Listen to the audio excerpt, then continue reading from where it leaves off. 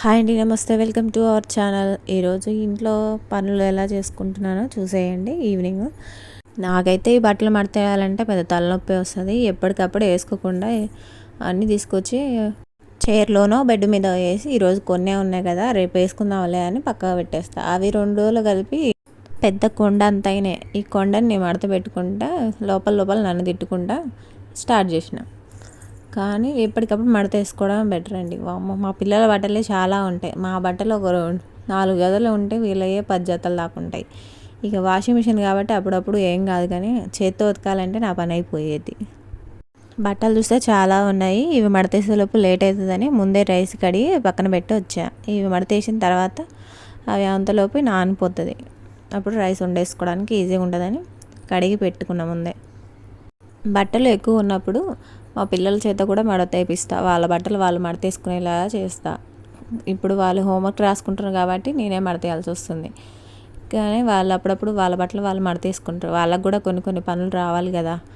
ఇప్పుడు రాకపోతే పెద్దయ్యాక కూడా మేము చెయ్యం. అప్పుడు మేము చేయలేదు కాబట్టి ఇప్పుడు నేనేం చేస్తా అంటారు. అందుకే ముందే చేయడం మంచిది. మా పిల్లలకి 10 ఇయర్స్ దాకా ఏ పని చెప్పలేదు. వాళ్ళు 10 ఇయర్స్ దాటినాక వాళ్ళ బట్టలు వాళ్ళు మడతేసుకోవటం, చిన్న చిన్న పనులు చేయడం. ఇంట్లో ఇప్పుడు అంట్లు కూడా తోముతారు ఇద్దరు కలిసి. మాకు 2 ఆడపిల్లలే. ఇల్లు ఊడుస్తారు. ఇంట్లో ఇద్దరు దీపం పెట్టడం ఎలా తెలుసు వాళ్ళిద్దరికి. ఈవినింగ్ టైంలో అప్పుడు మేము పెడతామని వాళ్ళే ఇంట్లో దీపం పెడుతూ ఉంటారు.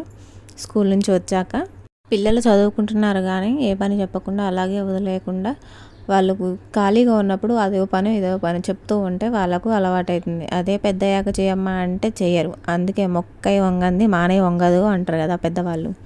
అందుకే చిన్న చిన్న పనులు నేర్పిస్తుంటూ ఉండాలి ఆడపిల్లలకు ముఖ్యంగా. మగవాళ్ళు కూడా పిల్లలు కొంతమంది చేస్తూనే ఉంటారు.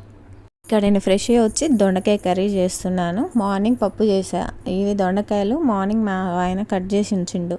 ఎందుకంటే దొండకాయలు తెచ్చి 2 days దాకా అయింది. అది బండిపోతుంటే ఆయన కట్ చేసి ఆడ పెట్టిండు. మార్నింగ్ వందామంటే ఇది కొంచెమే అయింది. బాక్స్లోకి సరిపోదు. పిల్లలకు బాక్స్ పెట్టాలి, మళ్ళీ మాకు కూడా మధ్యాహ్నం కావాలనేసి ఇది వండకుండా పప్పు వండిన బాక్స్ పెట్టేసిన. ఇప్పుడు ఇవి నైట్కి అవుతుందని ఇది వండుతున్నా. మార్నింగ్ పప్పు కొంచెమే వండిన, ఇది ఉంది కదా అనేసి. ఇది నైట్ వండొచ్చని ఇది ఇప్పుడు వండుతున్నా. ఇదిగోది మా పిల్లలు దీపం పెట్టారు స్కూల్ నుంచి వచ్చాక తులసమ్మ దగ్గర. ఈ దొండకాయ కర్రీ వండాలంటేనే చికాకు వస్తుంది. ఎందుకంటే చాలా టైం తీసుకుంటుంది. దీని బదులు దొండకాయ చట్నీ చేసుకుంటే చాలా టేస్ట్గా ఉంటుంది, తొందరగా కూడా అయిపోతుంది. వీటిని కట్ చేయాలంటేనే ఏడుపు వస్తుంది ఫస్ట్ నాకు. పక్కన రైస్ కూడా ఉడుకుతుంది. ఈ దొండకాయలు మగ్గినాయి కొంచెం. ఇందులో ఉప్పు కారం వేసి ఉడికించుకుంటే అయిపోతుంది. ఈ కూర ఎంతమందికి ఇష్టం ఉంటుందో తెలియదు, కానీ నాకైతే కొంచెం ఫ్రై లాగా చేస్తేనే నచ్చుతుంది. ఆ ఫ్రై చేయాలంటే అరగంట టైం పడుతుంది. దాని చట్నీ లాగా కొంచెం దొండకాయ పచ్చడి లాగా చేస్తే బాగుంటుంది.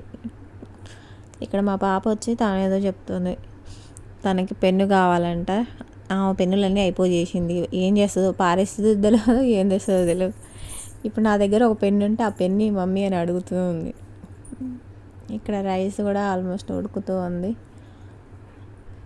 చాలా టైం టేకింగ్ ఈ దొండకాయ కర్రీ అంటేనే. ఇందులో కారం వేసుకున్నాను. ఇప్పుడు కలిపేస్తూ ఉన్నాను. నేను దొండకాయ కర్రీ చేసినప్పుడల్లా కొంచెం బాక్స్ పెట్టడానికి నాకు లేటే అవుతుంది. ఇవి కట్ చేసి ఫ్రై చేసేలోపు టైం కూడా అయిపోతూ ఉంటుంది కొంచెం. మా పిల్లలకేమో మామూలుగా వండితే నచ్చదు. కొంచెం ఫ్రై లాగా చేస్తేనే తింటారు. దొండకాయ చట్నీ చేసినా తింటారు, కానీ మామూలుగా అయితే కొంచెం వాటర్ వేసి టమాటాలు వేసి చేస్తుంటారు, అస్సలు తినరు అందులో. అలా చేసి బాక్స్ పెట్టినా బాక్స్ ఏమంటే రిటర్నే వస్తుంది. అన్నం అసలు ఏవో తినరు. బాక్స్లో మిగులుతుంది చాలా వరకు. ఇక్కడ అన్నం రెడీ అయిపోయింది. కర్రీ కూడా ఉడికేసింది. ఆల్మోస్ట్ దగ్గరకు వచ్చేసింది ఉడకట.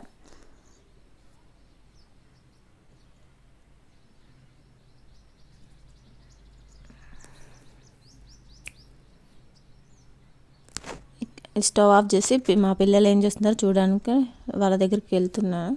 ఇక్కడ వాళ్ళు హోంవర్క్ రాసుకుంటూ ఉన్నారు. ఇంకా కంప్లీట్ కాలేదంట. అన్నం పెడతారండి అంటే ఇంకా రాసుకుంటూనే ఉన్నారు. హోంవర్క్ అయిపోతూ ఉంది, కొద్దిసేపు ఆగు తర్వాత తింటాం అంటున్నారు. వాళ్ళని చూస్తూ నేను అక్కడే కూర్చున్నా కొద్దిసేపు.